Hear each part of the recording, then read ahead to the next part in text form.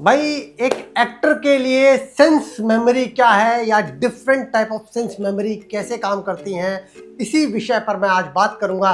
नमस्कार दोस्तों, नाट्यवेद acting research centre पर आपका स्वागत है मेरे यानी कृष्णा राज के साथ में। जी हाँ, अगर आपने ये चैनल सब्सक्राइब नहीं करा तो भाई सब्सक्राइब कर दो, बहुत इंपॉर्टेंट टॉपिक लेकर आ रहा हूँ। ठीक है, चलिए वीडियो को शुरू करते हैं कि different type of sense memory क्या है। पहली सेंस मेमोरी के बारे में बात करते हैं। पहली सेंस मेमोरी क्या कहती है कि पर्सनल सेंस मेमोरी।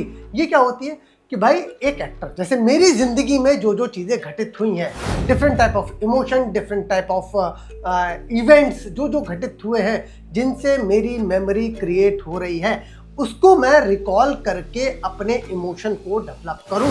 समझते हैं यार, पर्सनल सेंस मेमोरी होती क्या है। पर्सनल सेंस मेमोरी होती है एक एक्टर के जीवन में जो जो चीज़ें घटित हुई हैं, वो कैसे उन चीज़ों को रिकॉल करे और जब उसे ज़रूरत पड़े तब वो उन चीज़ों को अपने एक्ट में यूज़ कर पाए। जब तक तुम्हारे पास एक्सपीरियंस ही नहीं होगा, जब तक तुम्हारे पास मेमोरीज नहीं होंगी, तब तक तुम रिकॉल कैसे करोगे, तब तक तुम रिक्रिएट कैसे करोगे। हर आदमी के जीवन में कुछ ना कुछ घटित हो रहा है, हुआ था और होगा, आगे भी होगा। बस एक एक्टर को उस मेमोरी को दोबारा से, जो घटनाएं उसके जीवन में घटित हुई हैं, उनको फिर से पकड़ना है और उनको रिकॉल करना है कि किसी भी एटमॉस्फेयर में जब आपकी बॉडी ने रिएक्ट करा या उस समय आपकी मेमोरी क्रिएट हुई। जैसे हम नानी के यहाँ जाया करते थे बचपन में, तो नानी के यहाँ जाया करते थे तो उस समय उस एटमॉस्फेयर को मैं आज भी रिकॉल कर लेता हूँ, तो मुझे वो बचपना याद आ जाता है, वो पन याद आ जाता है। तो अगर मुझे कोई सीन करना है जहाँ पर मुझे इस तरीके की चीज़ें क्रिएट करनी है, तो एटमॉस्फेयर को अगर आप रिकॉल कर पाओगे, दोबारा से रिक्रिएट कर पाओगे, तो आपके जो सेंसेस है वो ऑटोमेटिक काम करना स्टार्ट कर देंगे। जब सेंसेस काम कर देंगे तो समझ में आ रहा है, फिर इमोशन अपने आप डेवलप होगा, तुम्हें कुछ नहीं करना पड़ेगा। तुम इन चीज़ों को ध्यान से देखो। तो जैसे कि हम बहुत बार बोलते हैं ना कि 5 W होते हैं। 5 W में what, when, where, why, who. उसमें वेयर जिसकी हम बात कर रहे हैं, एटमॉस्फेयर, जगह। उस जगह पर आपके सेंसेस ने क्या काम करा। पुलिस स्टेशन का एक सीन है, पुलिस स्टेशन में आपके सेंसेस किस तरीके से काम करे, उस एटमॉस्फेयर को आपके सेंसेस ने, आपकी बॉडी ने किस तरीके से अडॉप्ट किया, वो आप अगर रिकॉल कर लोगे तो आप अपने आने वाले सीनों में या अपने कैरेक्टर में या इस तरीके का कोई सिचुएशन या जो भी क्या कहते हैं ऑडिशन स्क्रिप्ट मिलेगी, उसमें आप दोबारा से रिक्रिएट कर पाओगे। ठीक है, अब छठे पॉइंट के बारे में बात करते हैं। छठा पॉइंट कहता है क्राइसिस। अच्छा, ये क्राइसिस क्या कहता है कि भाई छठे पॉइंट में बात कर रहे हैं, जब क्राइसिस की बात कर रहे हैं तो आपके जीवन में जब क्राइसिस आ रहे हैं, घटित कुछ घटनाएं ऐसी आ रही हैं जो कि फिजिकली, फाइनेंशियली आपको क्राइसिस में डाल रही हैं, उस समय आपकी बॉडी, आपका दिमाग, आपके सेंसेस किस तरीके से रिएक्ट कर रहे हैं, किस तरीके से वो चल रहे हैं, तो वो जाएंगे क्राइसिस मेमोरी में।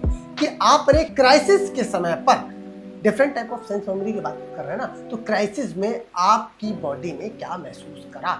जब आपकी जेब में पैसा ना हो ना, 10 रुपये ना हो चाय पीने के लिए, तो आपको समझ में आएगा कि 10 रुपये जो आप कैरेक्टर कर रहे हो किसी मूवी में, किसी नाटक में, और आप कह रहे हो कि यार मैं आज इस समय बहुत बुरे वक्त से गुजर रहा हूँ। आपकी जेब में पैसा बहुत है लेकिन आपने वो क्राइसिस महसूस ही नहीं कर रहे हैं। तो वो क्राइसिस जो आपके जीवन में किसी भी तरीके से घटित हुए हैं, अगर आप उन क्राइसिस को मतलब उठा लोगे, रिकॉल कर लोगे, अपने हार्ड डिस्क में डाल दोगे, तो आप रिक्रिएट दोबारा से कर पाओगे। देखो, एक्टर के लिए ना मेरी जान सबसे ज़्यादा इम्पॉर्टेंट है उसकी हार्ड डिस्क। अगर आप अपनी हार्ड डिस्क भरोगे नहीं तो आप दोबारा से क्रिएट कैसे कर पाओगे, आप दे कैसे पाओगे जो उस सीन की डिमांड है। आप बजाय फेक करने के आप अपने आप को तराशो ना, क्योंकि जो तुमने महसूस करा है वही तो उसके आसपास उसी रास्ते से अपने कैरेक्टर को लेकर जाओ ना। कैरेक्टर को मतलब अपने से अलग क्यों समझ रहे हो? एक दूसरे ग्रह से थोड़ी आया वो बंदा भी तुम्हारी तरह उठता है, बैठता है, उसके जीवन में भी चीज़ें घटित हुई हैं, उसके जीवन में भी क्राइसिस आए हैं, उसके जीवन में भी कुछ पर्सनल मेमोरी रही हैं, फिजिकल चीज़ें रही होंगी। तो उनको और अपनी चीज़ों को मर्ज करोगे तो अपने आप अच्छे तरीके से चीज़ों को प्रेजेंट कर पाओगे। ठीक है, अब हम बात करते हैं ऑब्जेक्ट सेंसेस की। अब अगला पॉइंट क्या कहता है कि ऑब्जेक्ट सेंसेस। अब ऑब्जेक्ट सेंसेस क्या कहता है कि बहुत बार आप ऑब्जेक्ट से सेंसेस बनाते हो, आपकी मेमोरी क्रिएट होती है। मतलब जैसे कि कोई एक रिंग है किसी की, फॉर एग्जाम्पल आपको किसी ने बर्थडे गिफ्ट दिया, ठीक है, आपकी गर्लफ्रेंड ने बर्थडे गिफ्ट दिया या आपके लवर ने बर्थडे गिफ्ट दिया, तो उससे अब वो साथ है या नहीं है, लेकिन उसके बाद भी उस ऑब्जेक्ट से आपकी यादें जुड़ी हैं, हमेशा मोस्टली लोगों की होती हैं। तो आप उस चीज़ को, तो मतलब जो ऑब्जेक्ट, मतलब जो कि निर्जीव ऑब्जेक्ट हैं, उन चीज़ों से आप किस तरीके से अपनी मेमोरी को क्रिएट कर रहे हो, और करते भी है यार, हम नहीं करते हैं क्या? कभी कभी तुम देख लेना, अभी तुम्हारे स्कूल टाइम पे एक स्लैम बुक चला करती थी, डायरी चला करती थी, है ना, बहुत अलग अलग तरीके के FM होती थी। आज हम FM देख लेते हैं, अरे यार बचपन याद आ जाता है। तो ऑब्जेक्ट से किस तरीके से मेमोरी रिकॉल होती है। तो अगर कैरेक्टर कहीं जा रहा है तो उसने कोई चीज़ देखी, मान लो उसने ये पिन देखी, मान लो ये पिन है, फॉर एग्जाम्पल ये पिन है, अचानक से वो एक रूम में घुसा, उसे ये पिन दिखाई दी, तो भाई इस पिन से उस ऑब्जेक्ट, उस कैरेक्टर की भी मेमोरी जुड़ी है, तुम्हारी भी कैरेक्टर की मेमोरी जुड़ी है, तो तुम्हें कुछ रिकॉल हुआ होगा ना। तो अब एक्टर क्या खाली लाइनों के पीछे भाग रहा है, लाइन बोल दे रहा है, अरे यार ये ऑब्जेक्ट है, इससे क्या पता वो किस तरीके से उसको यूज कर सकता है। ऑब्जेक्ट, इसीलिए हम कहते हैं ना, ऑब्जेक्ट को एक्टर यूज ही नहीं करता है, क्योंकि ऑब्जेक्ट से वो मेमोरी क्रिएट ही नहीं कर पाता है। अब खाली ऑब्जेक्ट को यूज करने से मतलब नहीं है, उस ऑब्जेक्ट से, जैसे कि मेरा अटल में एक सीन था, जब लास्ट सीन में मैं अटल को एक पेन देता हूँ, तो उसमें मैं अपना पेन निकाल के देता हूँ और मैं कहता हूँ कि अटल ये क्या है, तो वो अटल कहता है कि कलम है। तो मैं कहता हूँ कि ये सिर्फ कलम नहीं है, ये विश्वास है, मेरे गुरु का मेरे प्रति और मेरा तुम्हारे प्रति। तो मैं उसे वो पेन मेमोरी दे रहा होता हूँ। जब मैं उसे वो पेन दे रहा था ना, तो मेरी आंखों में भी आंसू थे, और उस जो 7 साल का लड़का अटल है व्योम, उसके आंखों में भी आंसू थे। हम दोनों लिटरली रो रहे थे, क्योंकि उस पेन से हमारी मेमोरी क्रिएट हो गई। मैंने उसको सीन से पहले मैंने बोला, यार अगर ये लास्ट पेन है, ये मेरी लास्ट मीटिंग है तुमसे, तो तुम कैसा महसूस करोगे, ये लास्ट चीज़ है मैं जो तुम्हें दे रहा हूँ। तो वो ऑटोमेटिक रो रहा था उस सीन में, मैं रो रहा था उस सीन में, और ऐसा नहीं है कि फर्जी रोने की कोशिश कर रहे हैं, वो फील हो गया।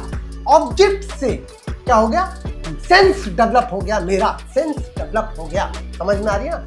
ऑब्जेक्ट मेमोरी क्या कह रही है कि भाई आप किसी भी ऑब्जेक्ट को यूज जब कर रहे हो तो उससे कोई मेमोरी जुड़ी हुई है।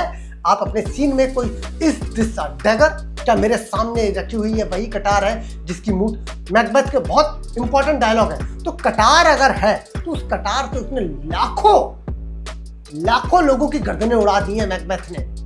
आज वो कटार उसे दिख रही है सामने, तो उससे उसके दिमाग में वो ख्याल पूरा डेवलप हो रहा है कि क्या मैं अपने जो सम्राट है उनकी हत्या करूं या ना करूं। तो किस तरीके से एक ऑब्जेक्ट से एक एक्टर अपने सीन को बिल्ड कर रहा है, अपनी मेमोरी को बिल्ड कर रहा है, तो वो कहलाई जाएगी ऑब्जेक्ट मेमोरी। अब अगले पॉइंट के बारे में बात करते हैं। अगला पॉइंट कहता है वो है सब्स्टिट्यूशन मेमोरी। ये सब्स्टिट्यूशन मेमोरी बहुत इंपॉर्टेंट है भाई, इसे समझ लो। सब्स्टिट्यूशन मेमोरी क्या कहती है कि वो मेमोरी जो आपको प्रेजेंट करनी है उनको आप पहले ही इमेजिनेशन के द्वारा, ये सब्स्टिट्यूशन मेमोरी एक तरीके से फैंटेसी मेमोरी के साथ तरीके से ही काम करती है। सब्स्टिट्यूट बनाना अपनी ही मेमोरी का, जैसे एक एक्सीडेंट का सीन है, आपने कहीं एक्सीडेंट देख लिया, ठीक है, तो भाई आपका वो सब्स्टिट्यूशन बन गया। अब अगर वही सब्स्टिट्यूट कह रहे हैं ना, सब्स्टिट्यूशन से मतलब सब्स्टिट्यूट, आपकी मेमोरी का सब्स्टिट्यूट क्रिएट होना, ठीक है।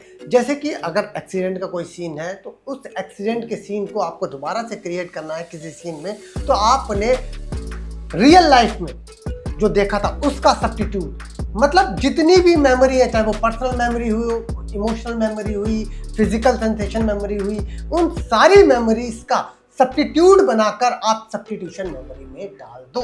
इस सब्स्टिट्यूशन मेमोरी में जो आप सबसे इंपॉर्टेंट जो पॉइंट है जो समझने वाला है वो ये है, सब्स्टिट्यूशन में हम सब कुछ प्रेजेंट में जानकर सब्स्टिट्यूट बना रहे हैं। एक तरीके से मैं एक पेपर लेकर गया और मैंने कहा कि एक पेपर पे मैंने सब कुछ लिखा और मैंने कहा कि भाई इसको फोटोस्टेट कर दो, तो उसके जैसा एक और पेपर फोटोस्टेट जेरोक्स वाले ने निकाल के दे दिया, सब्स्टिट्यूट निकाल के दे दिया। इन केस अगर मेरा ये पेपर हो जाता है तो मेरे पास ये सब्स्टिट्यूट है। सब्स्टिट्यूशन मेमोरी में या सब्स्टिट्यूशन में आप सारे सेंसेस में जान पूछ कर पुराने सेंसेस को रिकॉल करते हो, उनका सब्स्टिट्यूट बनाते हो।